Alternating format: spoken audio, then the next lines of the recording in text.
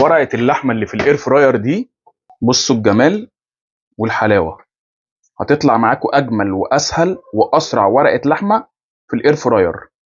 لايك وفولو، ويلا بينا نبدا الوصفه بتاعتنا. هنجهز بقى الحاجه اللي هنحتاجها في الوصفه بتاعتنا: 3 بصلات كبار، طبق مشروم، حوالي 600 جرام لحمه، دي لحمه من الكولاطه، قطعيه من الكولاطه، تمام. ومعانا هنا اي نوع فلفل عندكم، عندنا احمر واصفر واخضر وحامل اللي بيحب الحراق، وعندنا طماطميه واحده، تمام. هنجيب بقى اي بول عندنا كده وننزل بالبصل، وننزل عليهم بالفلفل والطماطم، ونبدا بقى نبهرهم.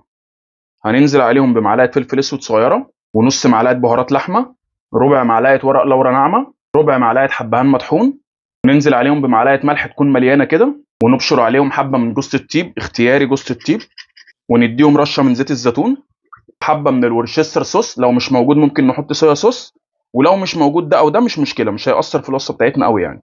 وننزل عليهم بحبه مستردة صغيرين، وبايدينا بقى ونلغوص الكلام ده كله مع بعض كويس قوي. ننزل بقى عليهم باللحمه بتاعتنا، واخر حاجه المشروم اللي قطعناه. نجيب بقى الصاج بتاع الاير فراير او الدرج لو ما عندكمش صاج، وننزل عليه بورقتين فويل، وننزل فوقيهم بورقه زبده بالمنظر ده كده.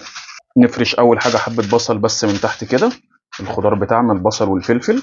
نرص بقى اللحمه بتاعتنا والحاجه، نحط بقى الخضار بتاعنا كله من فوق الوش كده، ونبدا نقفلهم على بعض كويس قوي. كده ورقه اللحمه جاهزه معانا. ندخل بقى الصاج بتاعنا في الاير فراير، ونظبطها على 60 دقيقه على درجه حراره 180، ونشغل عليها.